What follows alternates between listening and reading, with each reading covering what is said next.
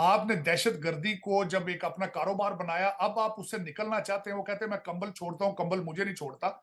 आज भी पेशावर के अंदर जो है, एक हफ्ते के अंदर 2 पुलिस वालों के ऊपर अटैक। चित्राल के इलाके कैलाश में पाक अफगान सरहद पर दहशतगर्दों की जानिब से 2 फौजी चौकियों पर हमला किया गया।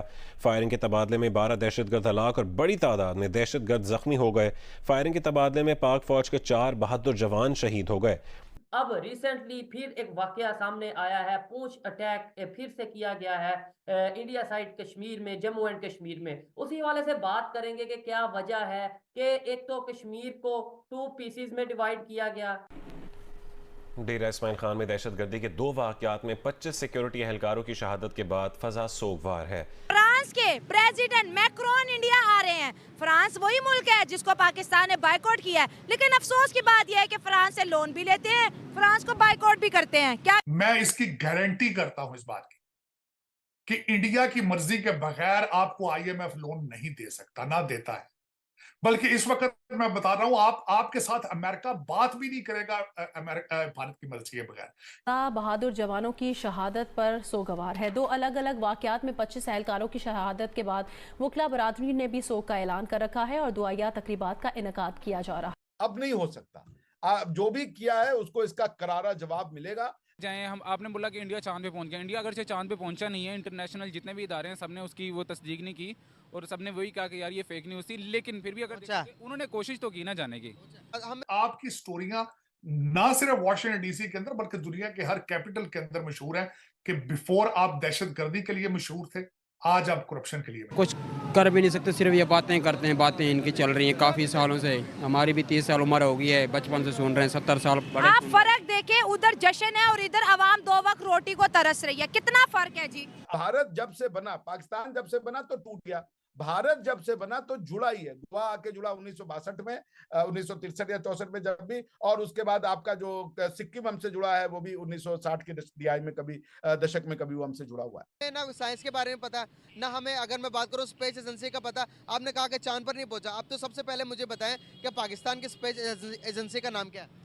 मुझे नहीं पता पाकिस्तान की स्पेस एजेंसी का नाम क्या। तो ये कहना कि खाली इस्लाम कश्मीर का पार्ट है और इस्लाम के आने से पहले कश्मीर था नहीं, इस्लाम तो 632 में आया है, क्या उसके पहले कश्मीर की हिस्ट्री नहीं है? हजारों साल की हिस्ट्री है।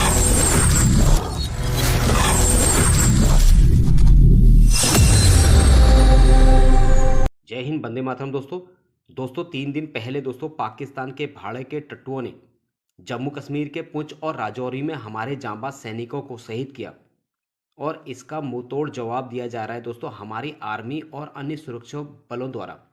जैसे ही दोस्तों पाकिस्तान इस हमले को लेकर एंजॉय कर रहा था, ठीक उसके बाद टीटीपी ने पाकिस्तान के 25 नपुंसक सैनिकों को दोस्तों जो गरीब मजलूम पर जुर्म करते हैं उन्हें 72 हुरों के पास भेज दिया। बात यह है कि आप जब आपकी स्टोरियां ना सिर्फ वॉशिंगटन डीसी के अंदर बल्कि दुनिया के हर कैपिटल के अंदर मशहूर है कि बिफोर आप दहशतगर्दी के लिए मशहूर थे, आज आप करप्शन के लिए मशहूर है। ये हकीकत है। आप इसको, आपको अच्छी लगे या ना लगे, लेकिन ये हकीकत है। पहले आप दहशतगर्दी बेचते रहे हैं, लेकिन अब भी अब आप क्या बेच रहे? सी पैक बेच रहे हैं। आप सी पैक बेच रहे हैं या आईएमएफ को लूट रहे हैं। और दुनिया का कोई मुल्क आपने छोड़ा है ऐसा जहां से आपने कर्जा लेके फ्रॉड ना किया उनके साथ? बल्कि हमारे शहबाज शरीफ साहब में वजीर आजम ने कहा था कि मुझे शर्म आती है, अब तो लोग मेरा फोन भी नहीं उठाते। दूसरे दूसरे मुल्कों के सदर जो है, प्रेसिडेंट, वो मेरा फोन तक नहीं उठाते। उसकी वजह यह है क्योंकि आपका क्या ख्याल है, गार्डियन ने स्टोरियां लिखी हैं, वॉल स्ट्रीट जर्नल ने स्टोरियां लिखी हैं। दुनिया का कौन सा ऐसी न्यूज एजेंसी या पब्लिकेशन नहीं है जिन्होंने आपकी करप्शन की स्टोरियां नहीं लिखी? लेकिन आज तक अफसोस की बात यह है कि आपके देखने वालों को, आपके जो हुक्मरान है, आपके पॉलिसी बनाने वालों को सब पता है। उसकी वजह यह है सारे फॉरेन एजुकेटेड हैं। आपका हर 18 ग्रेड का अफसर जो है वो लंदन या अमेरिका से पढ़ के जाता है। आपकी रूलिंग एलीट जो नवाबजादे पैदा होते हैं, एचिसोनियन, सारे सारे बाहर की डिग्री हैं। लेकिन अफसोस के साथ है यहां से वो मनी लॉन्ड्रिंग के तरीके सीख के जाते हैं। पाकिस्तान की मोहब्बत का सबक उनको नहीं दिया जाता। और एक माहौल, एक इन्वायरमेंट ऐसा बना दिया गया है कि जो पाकिस्तान की मोहब्बत की बात करता है, पाकिस्तान की बेहतरी की बात करता है, एक इस तरीके से इन्वायरमेंट बना दिया जाता है कि वो गद्दार करार पाया जाता है, वो एजेंट करार पाया जाता है कि भाई ये तो बिल्कुल हट के बात कर रहा है, ये तो बात कर रहा है रिलेशन बेहतर करो, ये बात कर रहा है टेररिज्म पे कंट्रोल करो। जबकि हमारे बड़े बड़े प्राइम मिनिस्टर लेवल तक के लोग मान चुके हैं कि हाँ भाई हम इन्वॉल्व रहे हैं इस तरह की एक्टिविटीज में। दूसरा चॉइस साहब, मैं उस बात का जवाब भी देना चाहता हूं कि दर हकीकत हमारी नफरत इतनी हमारे ज़हन में डाल दी जाती है भारत के खिलाफ कि अगर उनकी तरक्की की बात की जाए तो कई लोगों को परेशानी हो जाती है। ठीक है, मैं वो भी मान लेता हूं। चाइना की बात कर लेते हैं, उनके साथ तो आपकी दोस्ती हिमालय से ऊंची है, लेकिन आप जाते हैं वहां से कमीशन और किकबैक लेते हैं, लेकिन उनकी तरक्की कभी नहीं देखी आपने कि वो करप्शन को किस तरह डील करते हैं। मैं बताना चाहता हूं आपको, वो जिस करप्ट अफसर को, वजीर को पकड़ते हैं, गोली मारते हैं, और गोली मारने का बिल भी उसके लवाकिन देते हैं। और दूसरी बात बताता हूं, जिन लोगों को करप्शन में पकड़ के वो जेलों में डालते हैं, वहां उनसे लेबर कराई जाती है और जेल का खर्चा भी उनसे लिया जाता है। ये चीजें क्यों नहीं आप चाइना से सीखते? ऐसे ही है। अगर आप नहीं सीखना चाहते, भारत समझता है कि दुनिया को हमारी जरूरत है, हमें दुनिया की जरूरत है। बिल्कुल सही कह रहे हैं तार साहब। ये अब देखने हैं कि क्या होता है। क्योंकि एक जो डेमोक्रेट का पर्सपेक्टिव था कि जो ट्रम्प साहब हैं वो इकोनॉमिक प्रोटेक्शनिज्म की बात करते हैं, ये दुनिया को कहते थे कि वापस आ जाओ अपनी फौजें लेके। तो वो एक समझते, जैसे बाइडेन ने कहा था आते ही कि अमेरिका इज बैक, तो वो जो फिर आके सारे यूरोपियंस ने कहा कि पक्की गल है ना, तो वो मेरा ख्याल है कि शायद वहाँ पे भी जो इस्टेब्लिशमेंट बैठी हुई है, जैसे हमारे यहाँ इस्टेब्लिशमेंट है, उन्होंने भी एक फैसला किया है कि नहीं, ये अगर आते हैं तो ये अमरीकी जो इंटरेस्ट हैं ग्लोबली, शायद उनको शायद ख़तरा होगा। लेकिन डोनाल्ड ट्रंप साहब का एक व्यू और है, जिनके पीछे इतनी पॉपुलैरिटी है, वो समझते हैं कि नहीं, जो डोनाल्ड ट्रंप फैसले लेता है वो सही है। सो ऑब्वियसली ये दोनों तरफ की एक जंग है।